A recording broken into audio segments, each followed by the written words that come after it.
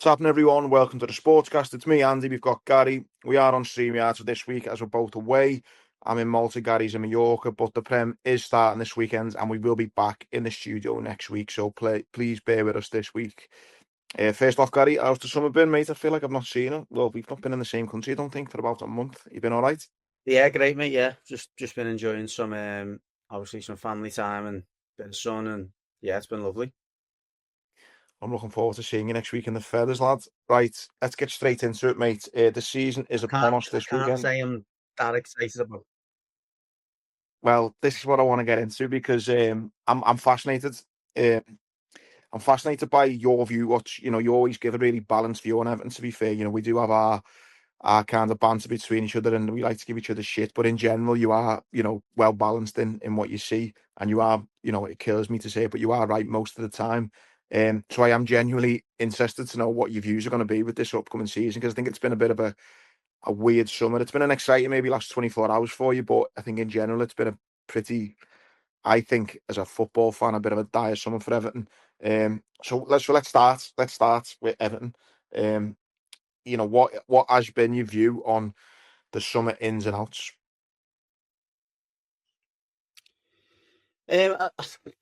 I don't think there's any secret. Certainly, the manager has expressed this as well that we've done our business a lot later than we'd have wanted to. That's never ideal. I think any football fan knows that. You don't have to be a technical analyst or an expert to know that the earlier you do your business, the earlier your players can settle. The fans can obviously get a bit of peace of mind of the direction of travel.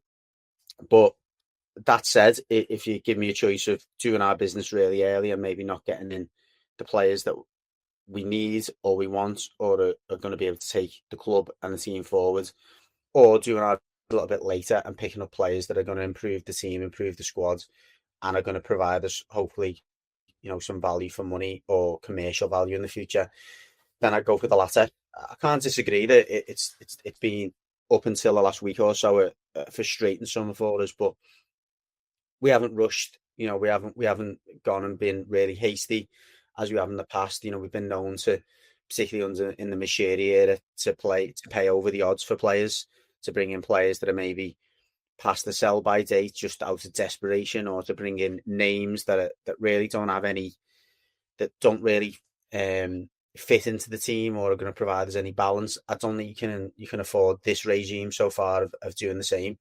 We've been careful in the players we brought in. We haven't, I don't believe, spent over the odds on anyone. I think we've picked up some players, I believe, that are certainly in the area of midfield and attacking midfield that'll drastically improve the quality of what we've got. Mm. I I mean, and this is not a dig, right? I'm not getting a dig in that early straight away, but is it a concern that this new stadium, the Hill Dickinson Stadium, will be a bit of a mark, and players are going to want to come and play for Everton because of this new stadium? And yet you've just said it yourself, like it's been a struggle, maybe getting players over the line. Is that a bit of a concern? Um, I think it's a bit harsh to say that. You look at the other clubs that are on our level, and let's be honest, our level is mid-table to the bottom half of the league. That's where we've been over the last few years. So that's where players and that's where other clubs will see us. Look at the likes of West Ham, even Brighton, Bournemouth, Wolves, who obviously were down there last year. None of them have done significant business. Teams are generally struggling to bring in players that are going to improve the squad. So, although as Evertonians, we're just looking at it from our perspective, and certainly as a Red, you're looking across the park thinking, these are struggling, and maybe they can't attract the names they want to attract or players they want to attract. Fair enough, but I don't think any team at our level Mm. has actually done business in this window that is going to put them in a better position. I'm not saying our business has been amazing. Don't get me wrong, but I've done a little bit of digging this morning because in preparation for the show, and there are 5 or 6 clubs that have brought nobody in of note. Mm. So I don't think we're necessarily in as bad a position as maybe the local media or or yourselves are making out. Nah, fair one. So Dewsbury Hall, I think was the main one I see. What was it, about 20 million, was it? From Chelsea. I mean, I'll be honest, Yeah, I don't know yeah, anything of him really. I mean, yeah. Yeah, so I mean, look, it's got to be said that he's another player that's been in the background of Chelsea. His most significant contribution last season was in the Europa Conference League. I do remember him from Leicester. I'm not just saying that. Yeah, I I remember him do as coming well, to actually. Goodison a few times, being a really strong, imposing figure, confidence, gets up and down the pitch. I did think when he signed Chelsea that it was too big a jump for him at that time. I think he probably should have gone to someone like us or a Newcastle or maybe a Spurs or whatever. It was particularly with the players that Chelsea have got in abundance. It probably either be the first to admit it probably wasn't the right move for him, but you look at what the Chelsea fans have said about him, and in the main, it's been very complimentary. I know a few Leicester fans, and they were like, "Listen, you're getting a proper box-to-box midfielder. You're getting a player who'll chip in with goals." We've seen in the friendly against Roma that he's got, really, he's a really Mm. clean striker of the ball. He puts some brilliant corners in. So again, look, you look at any transfer window, and you're always, as a fan, and especially the manager, you're looking to try and bring players in who are going to go straight into that starting 11 and improve the starting 11. And there's no doubt about that he ticks those two boxes. To be fair, mate, I would have improved your starting 11, so that's not saying a lot. What one Yeah, rumor I did want to it's ask a you fair about? point, but just No, one rumor I did want to well, ask you about was getting Calvert-Lewin back in. I know you've released him, and then I've seen lately that he's sacked his agent and got a new agent in. I mean, is there any way that you would look at taking a punt on him again at maybe revised wages or something? Because it looks like he's struggling to get a club. just out of principle, no. And you know, you reap what you sow, as they say. Whether it was his agent, listen, you can blame your agent all day long, but the agent works for you. So you're in control of that situation. I think it was the right time for us to part ways. Don't get me wrong. I still don't think we've got a player in that position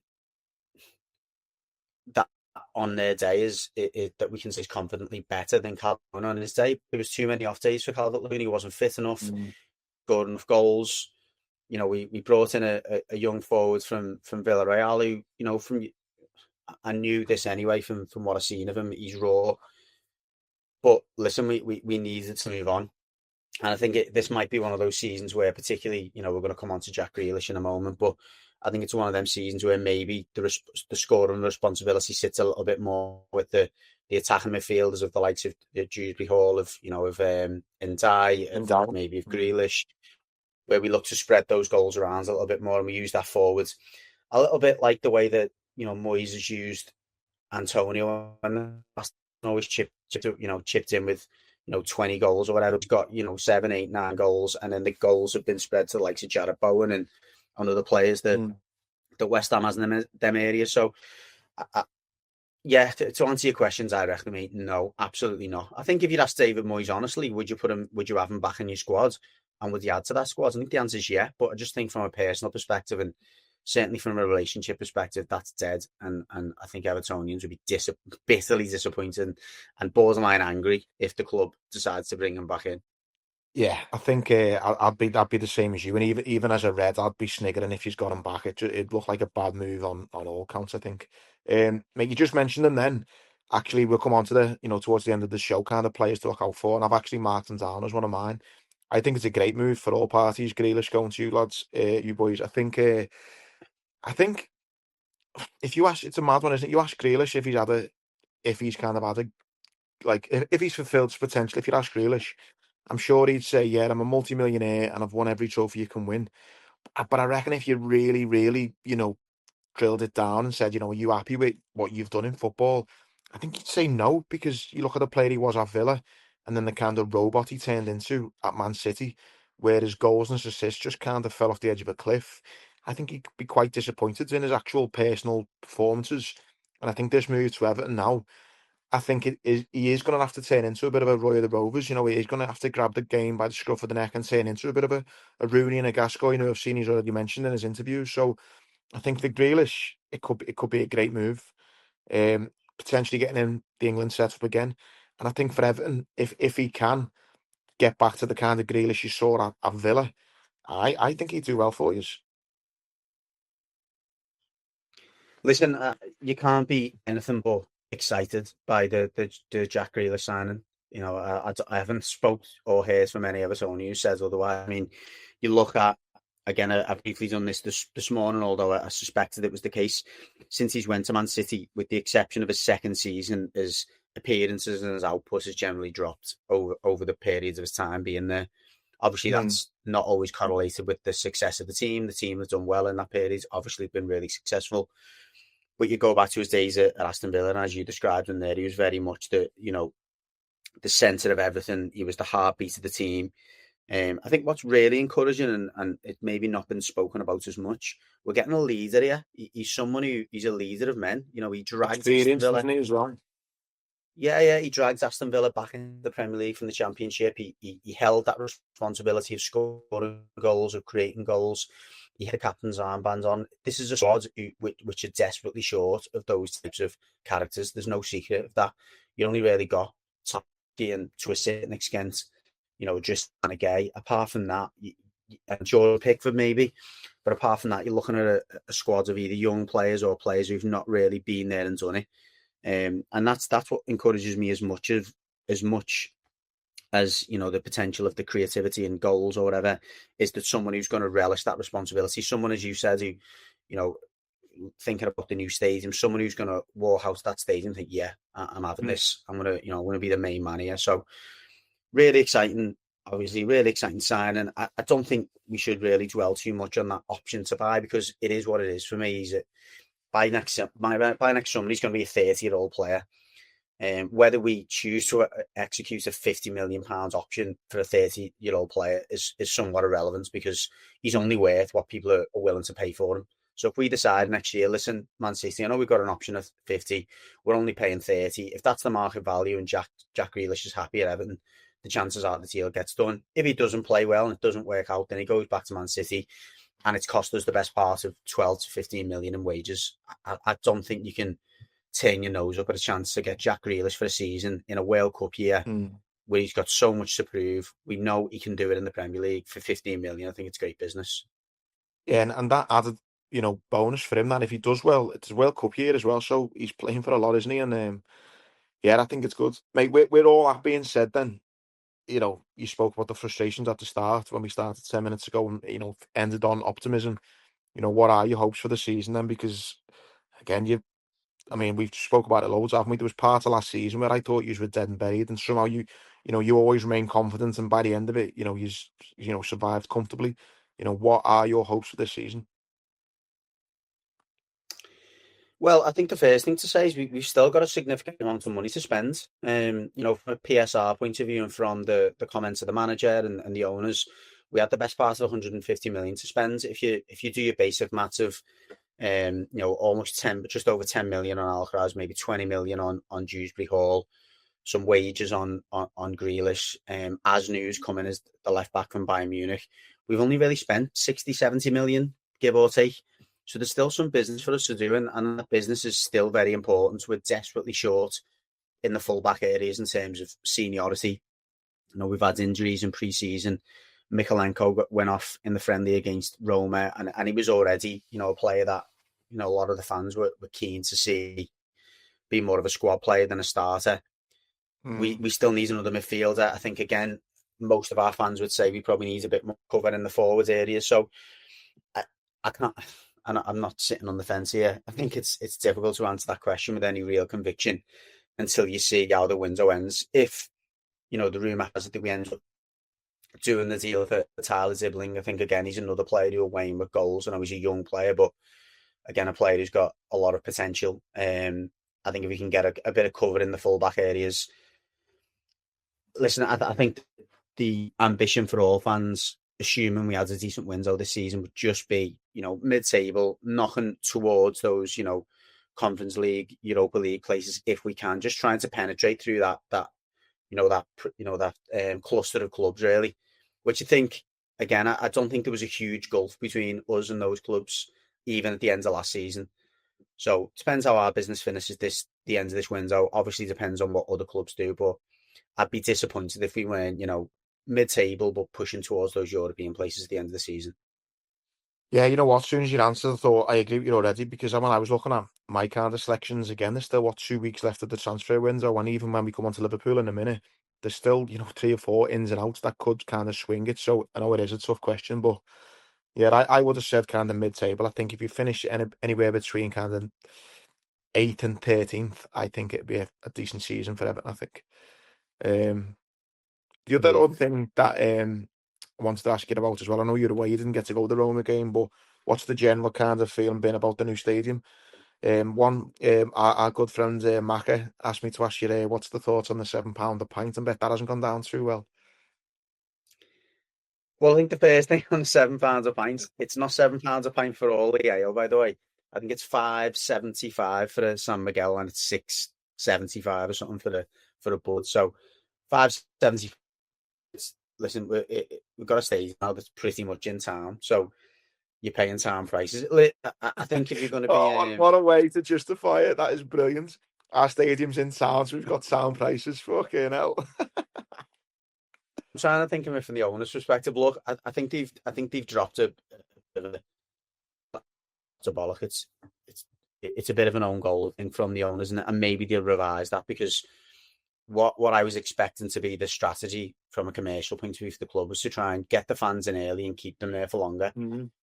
Now, I think you're going to get that on the basis of, the logistics of getting in and out of the stadium are not ideal. That they've been well, they still are now. The club promoting walk from Moorfields back from town and all that, get your steps in. But I think the notion of trying to keep fans in and getting them there early is a little bit flawed if the ale is too expensive. So I think it'll be a case of watching that space. Obviously, if they see that they're not getting the numbers through the gates and people aren't staying longer, they're going to have to revise that pricing strategy. But yeah, listen. I don't think, and I'm speaking for myself here, I don't know many people who are going to have 10 pints in the match. It just doesn't happen, does it? You're talking No. 2-3 pints maybe. So for me personally, I'm probably spending an extra £3 or £4 more than I'd want to, but I'm never going to be a person who drinks 6, 8, 10 pints in the match. So I'm not losing any sleep over it. But hopefully for the commercial sustainability of what was doing at the stadium, hopefully these do revise them prices just so they can get more people that stay in and around the stadium for longer. I'll be honest, it did look good as well. Obviously a full pack stadium for Roma, like it is good.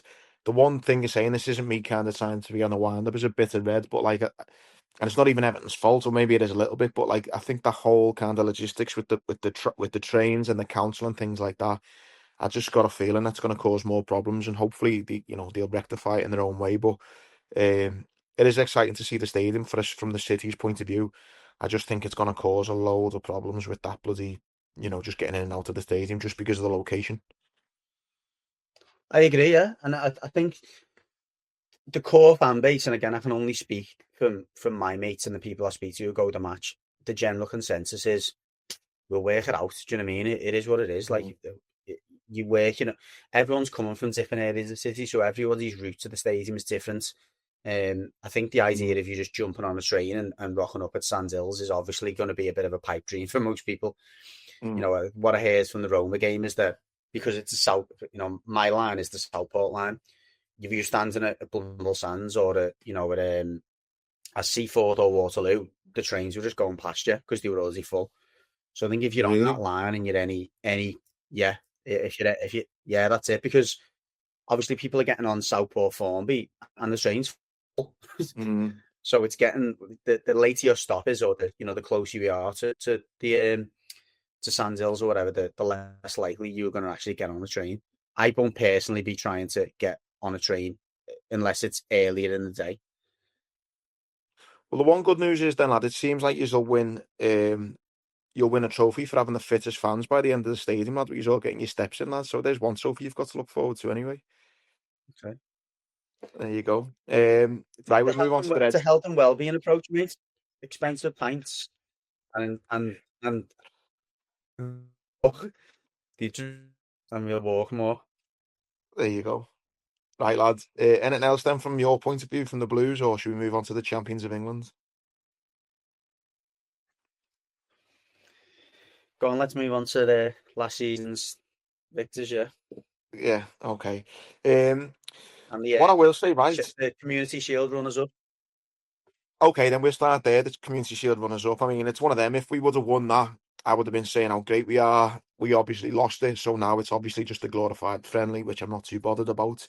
What I will say about it though is, fuck me, we look good the first 20 minutes, half an hour. I know you don't win a match in half an hour, but I think going forward, I thought, wow, we look really good. A silly mistake by Van Dijk gets them back in the game. A very fluky cross by the new signing Frimpong gets us back in the lead. And then we absolutely just lost our way second half, which is unusual for Slot's team because normally they come out, he makes changes, and we normally kick on in second half. But I just thought Palace played well better and deserved a win, really. Um, do you want to go into it too much? It's a friendly at the end of the day. Would have been nice to win, of course it would have been, but I mean, I'm personally not too bothered, and I haven't seen too much uproar about the kind of style of play and for not winning and stuff like that much online. So um, overall, yeah, gutted we never won. But I was more excited. Weirdly, I was more excited for that first 30 minutes than I was for the whole performance, if that makes sense. Yeah, Um, I agree. I agree. I thought you were excellent the first half an hour. I think Ekatike obviously brilliant finish for his goal.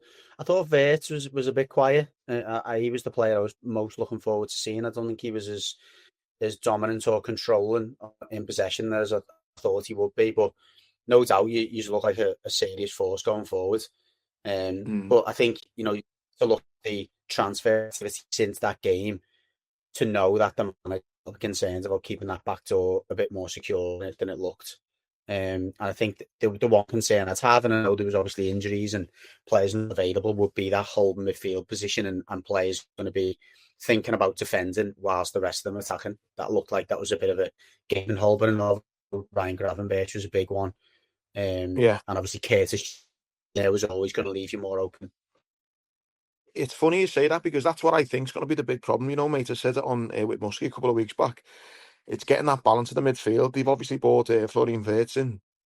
They're spending 100 and whatever million on him. He's there to play every week. Now that's great, but by doing so, he is going to have to break up that midfield, which was one of the best midfield threes in the league last season of Gravenberch, McAllister, and Soboslai.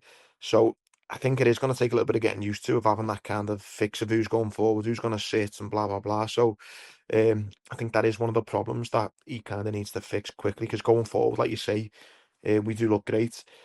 Um, a really unpopular opinion, and I don't even care actually if I get slagged for this because I said it a long time ago that I wasn't Nunes' biggest fan.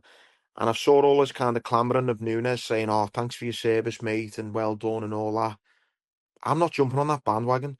At the end of the day, Nunes cost us trophies. Like his misses, I'm not sad enough to go through every Darwin Nunes miss and see how it impacted on what points we dropped, we didn't get, and various bits and bobs. But I'm pretty sure his misses cost us points, which ultimately will have cost us maybe a title or a cup. I don't know, but I'm in the camp of good riddance.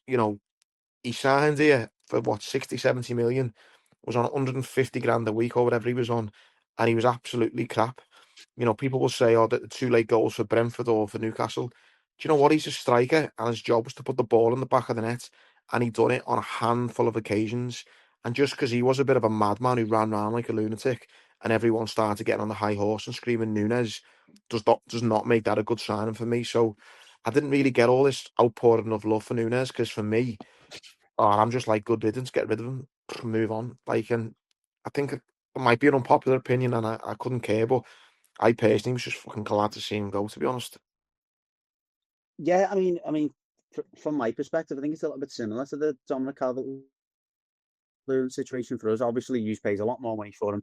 The expectations are higher because of the fact he's playing for Liverpool and all that. But at the end of the day, he's not delivered to the level you expected. As you say, he's missed massive chances, as we've seen a number of reels, document in so many games, and it's became a bit of a joke. And at the level you're playing at, and the standards that you're expecting of players in every position, he was just simply not good enough. And I don't think you or your fans owe him anything. So we've, No. again, as a Blue fan base, I've always been laughing at Mm. some of your fans about how this huge gratitude or love or and we used to I've said it on the podcast, and you probably joined in as well. Like how the cop are getting behind him, Oh, you know, and used to when he burn when me he out, goes.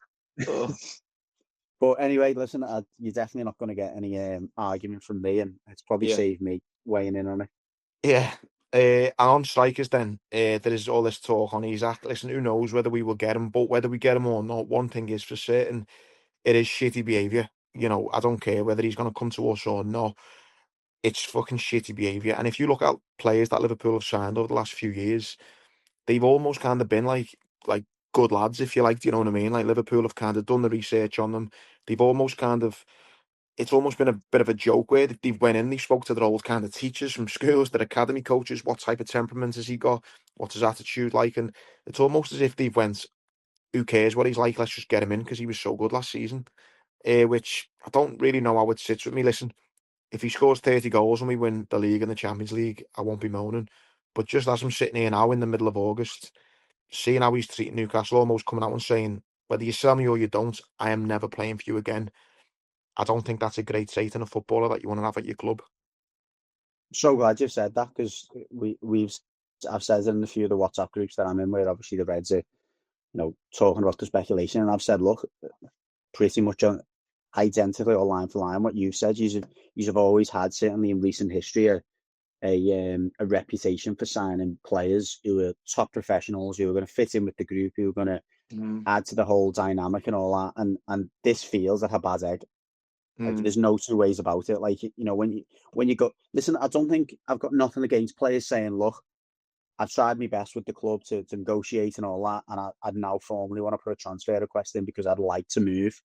But to go to the levels of saying I'm not going to play for the club and I'm kind of on strike, I just yeah, think is so disrespectful to a fan base who've been so supportive of him. And obviously, as many Newcastle fans as I do, and yeah, one thing you can't question them for is the undying support and passion that they've got for their team. And to treat the fan base like that is just horrible, horrible behaviour.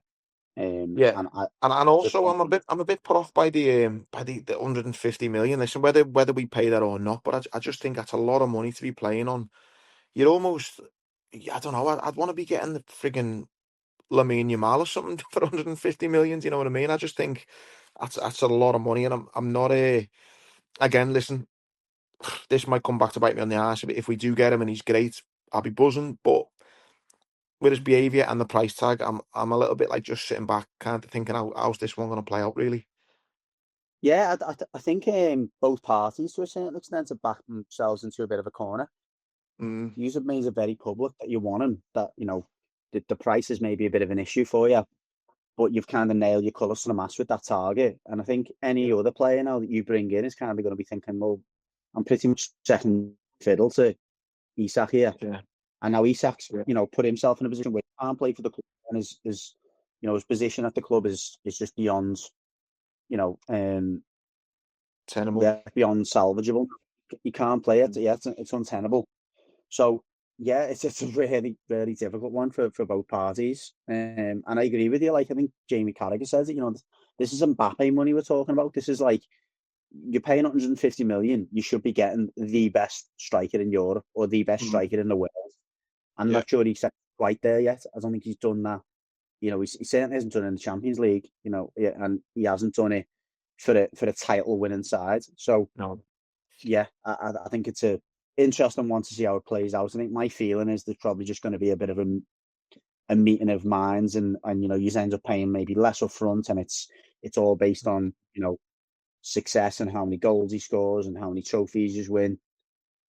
But yeah. it's It'd be really interesting as well, like you say, because he's come from Newcastle, where he has been the main man, how he does fit in to looking up to the likes of Salah, who is a far better goal scorer than him, has been here, done it for longer, and is a lot more humble than maybe Isak is as well. So I think that's going to be one of Slot's biggest challenges this year, is kind of integrating so many new players into the squad, but also getting their attitude into the likes what it has been of the likes of your Mo Salahs and your Virgil van Dijks. But another couple of transfers for Liverpool as well, which I think it looks like it might happen now that Gahey signing. But for a while it was, Crystal Palace don't want to lose him on a free because he's in his last year. There's the first point. Gahey wants to be playing week in, week out because it's a World Cup year. So he wasn't, I believe, that keen on making a move because he knew he'd be playing week in, week out. But also Liverpool are in a position where Kanate looks like he's going to do a Trent and leave for free at the end of the season. So they want to try and at least get someone in. So it's a bit of a weird one where Liverpool kind of want Gahey, but Gahey doesn't necessarily want to go because he knows he might not be playing every week. And Palace don't really want to sell him, but know that they might have to. It looks now like we might end up getting him. But again, it's just a weird one to know how Slot's going to kind of keep both Kanate and Gahey happy when they both want to be playing for the national team. And yet, no one's moving Van Dijk, so it is going to be a weird one. There's also talks that we're going for a lad, Leone from I think Parma it might have been, or anyway, some Italian sides, only 18. Don't know nothing about him. I'm not going to pretend I do know anything about him, but what I do know is Italian players do not play well for Liverpool.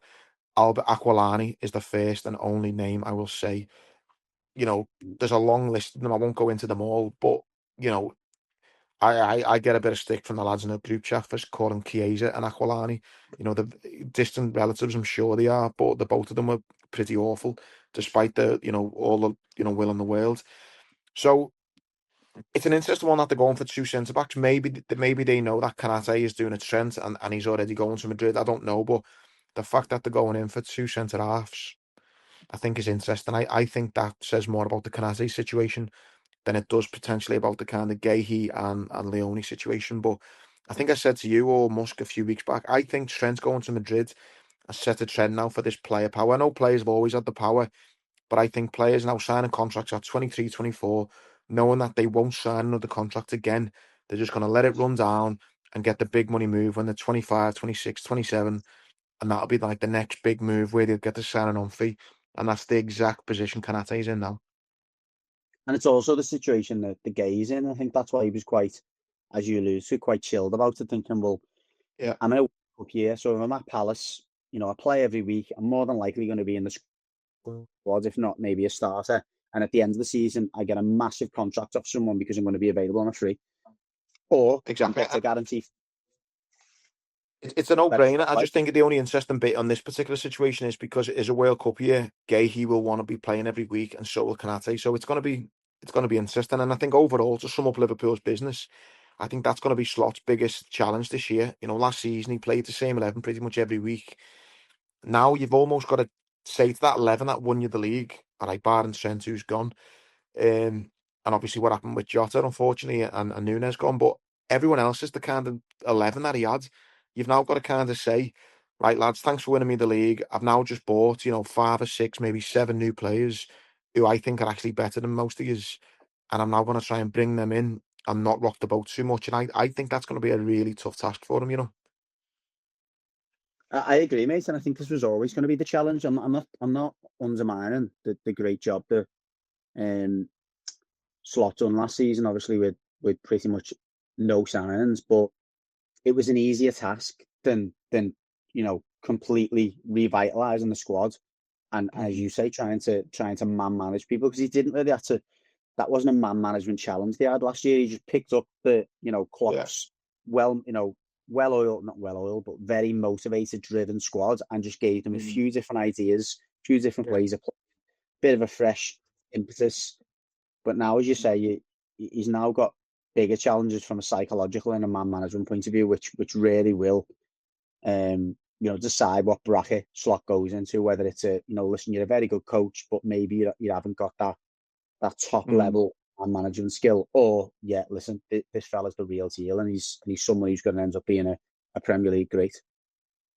Yeah, no, I agree, mate. Right, we've done pretty much, half the half on Liverpool now, but maybe we'll look at the kind of wider league, if that's all right. Your top four, I'll go first with mine. I've kind of got me top four nailed on, and I think I'm pretty confident of who the top four will be. It will be in any order though. I've not got a fucking clue. I'm going to go for Liverpool, Arsenal, City, and Chelsea. They're my top four. But I think I could, you could ask me you could ask me this question every day of the week, and I'd probably give you a different answer each day. We've just discussed Liverpool in depth. Then I think Arsenal signing that Gyökeres, Gyökeres, sorry. Listen, who knows what he's going to be like? But listen, if we go on what the rhetoric was all last season, Arsenal need a striker, Arsenal need a striker, Arsenal need a striker. Well, they fucking got one now, so they might well and go and win the league.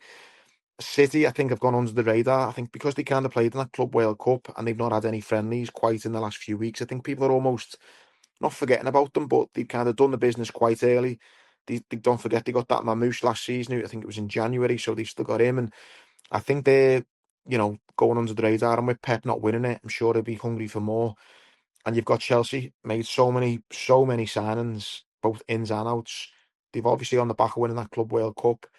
I think they're going to be really interesting. And now second season for the manager Maresca. I think that's the nailed on top four. If you've got to put a gun to my head, listen, I'd love to say Liverpool. I will say Liverpool to win the league. I'm not saying it with any confidence, but I'm going to go Liverpool, City, Arsenal, Chelsea. In fact, no, I'm going to go Liverpool, City, Chelsea, Arsenal. I think Arsenal might drop to fourth, Chelsea get third, City second, and Liverpool champions. But again, I think it's going to be a really, really close season in the top four. For a change, mate, I couldn't disagree with many things you've said there. I think you're spot on. I think that top four, I think it's going to be one of them seasons where there's going to be quite a big gap, significant gap between the top four. Probably one of the widest gaps that we've seen in a while. I think the state of the squads, I think, as you said, Chelsea winning that Club World Cup's a huge, it's a huge not only a huge motivation. I think it's a big thing for the squad. I think a lot of those players now are believing in the system, believing in the manager. I think there were large periods of last season where the fans didn't really know where it was going.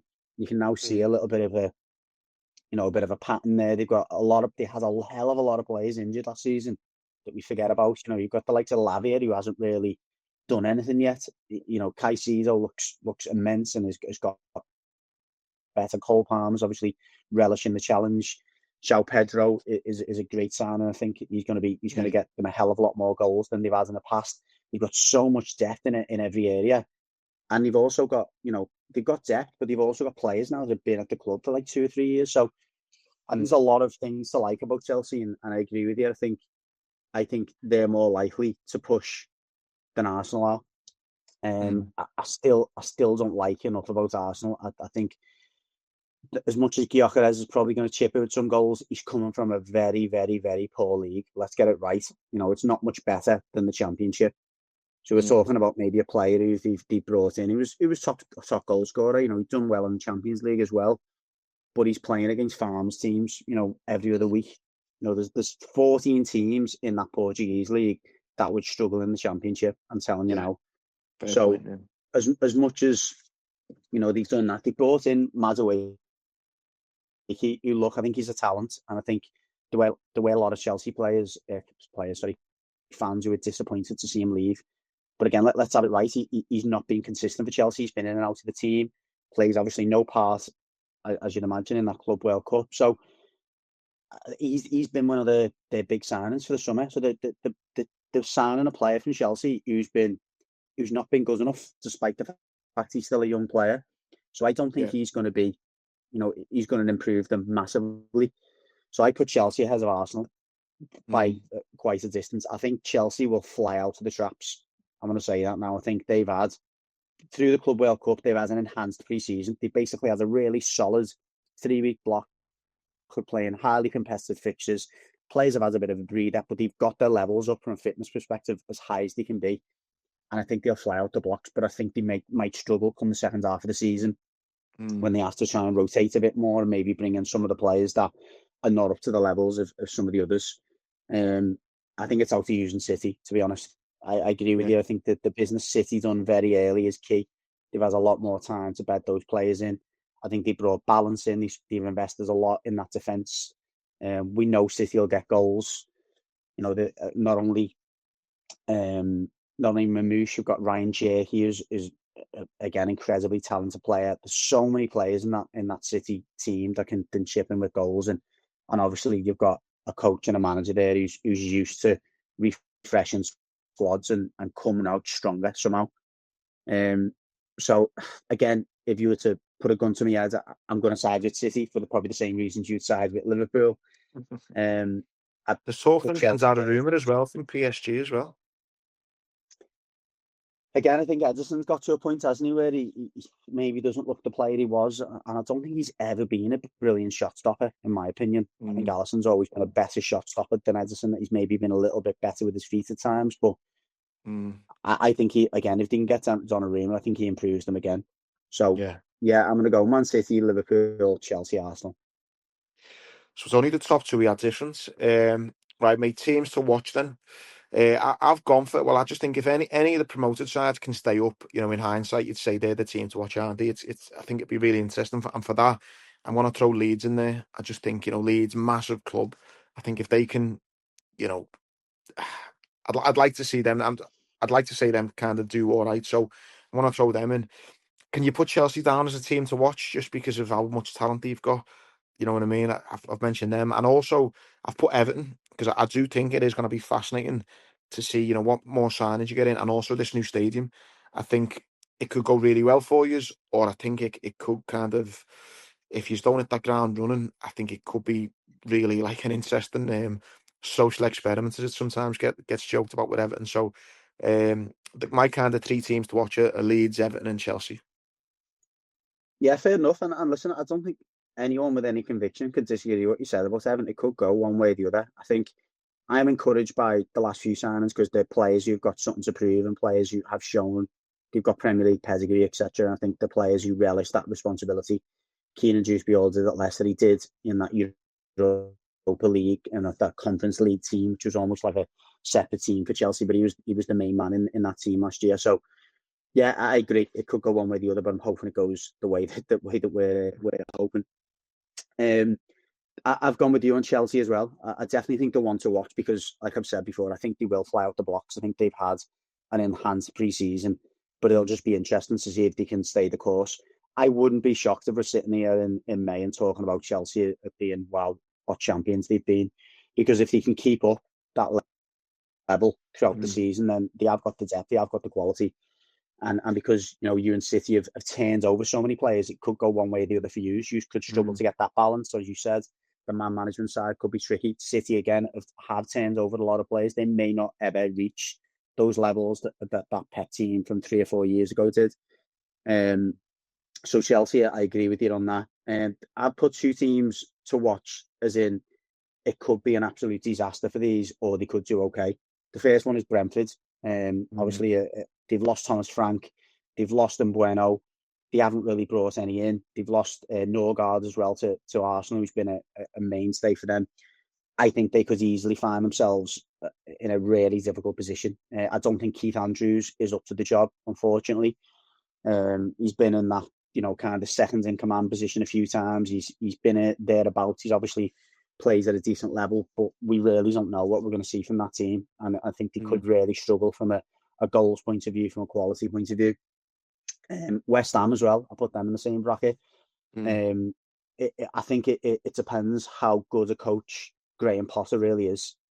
I think the jury's out for me. He's done a decent job at Brighton, but then other coaches have come in and probably done a better job than him. The Yeah. last two coaches in particular. He struggled at Chelsea. He flattered to deceive when he came in at West Ham last season.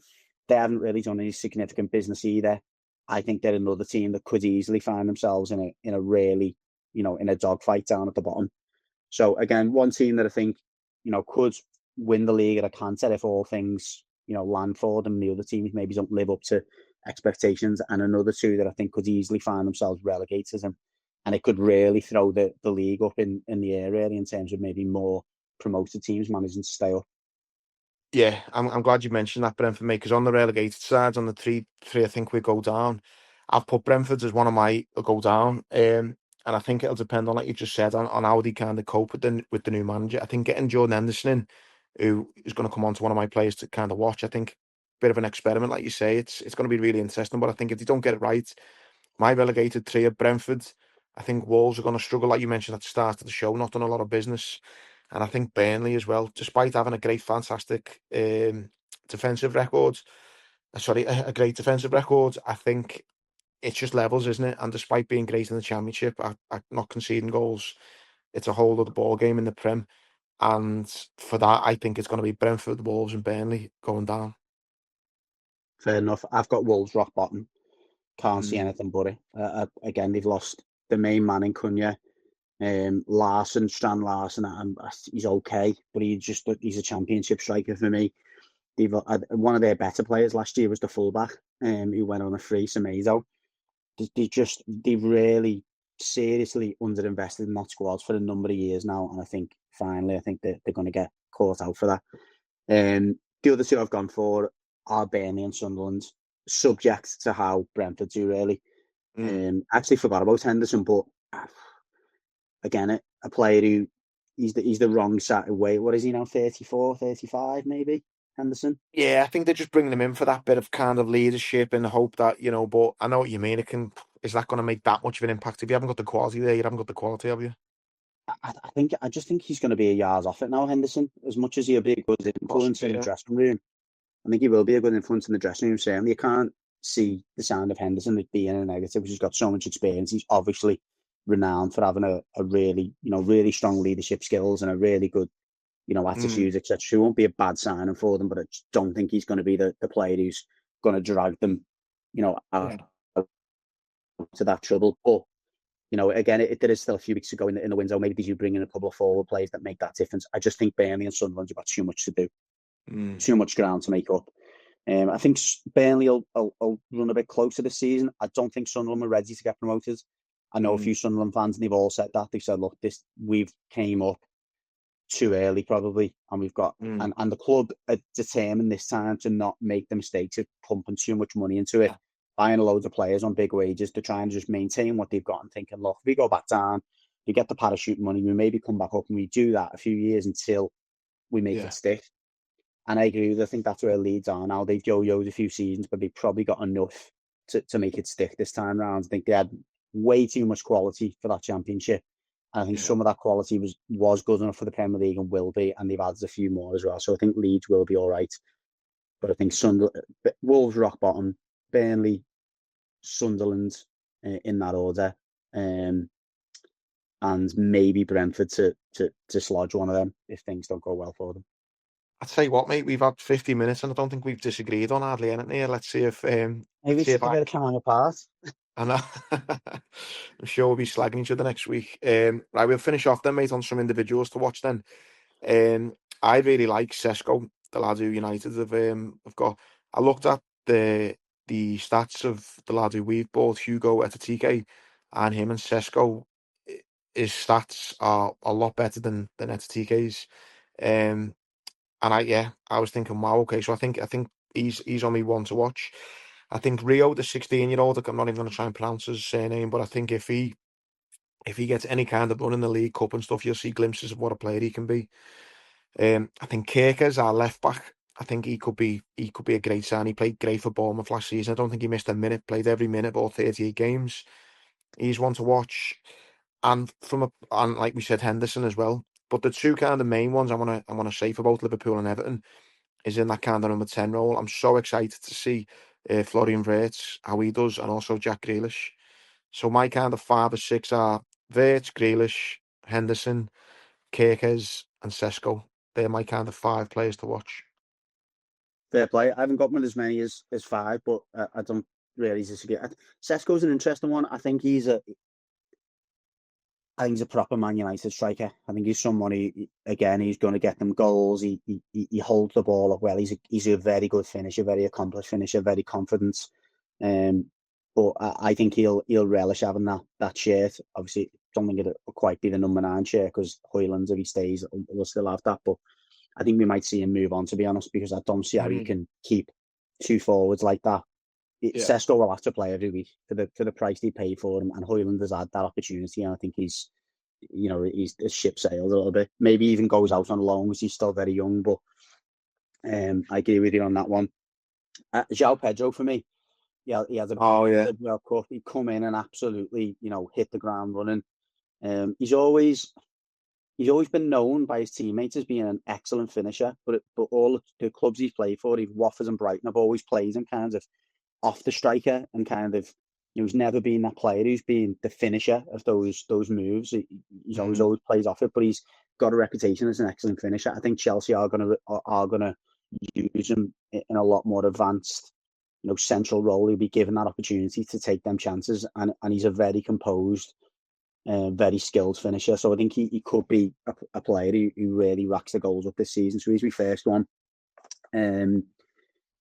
From an Everton point of view, I kind of put Keane, Dewsbury Hall and Grealish. I think Grealish is the obvious one to look to because he's got, that ability. But I'm actually more excited about Keane Dewsbury Hall. I think he's a proper box-to-box midfielder. I think he's a very good finisher. I think he will get goals for Everton. I think he's going to be arguably a more important player for us than Grealish.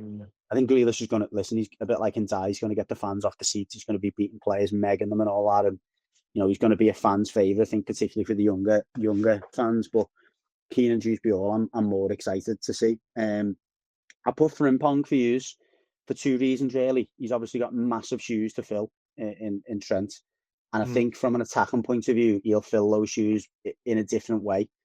He's got so much pace. I think he'll get in on the far post a lot with goals. But I'm interested to see how he does defensively.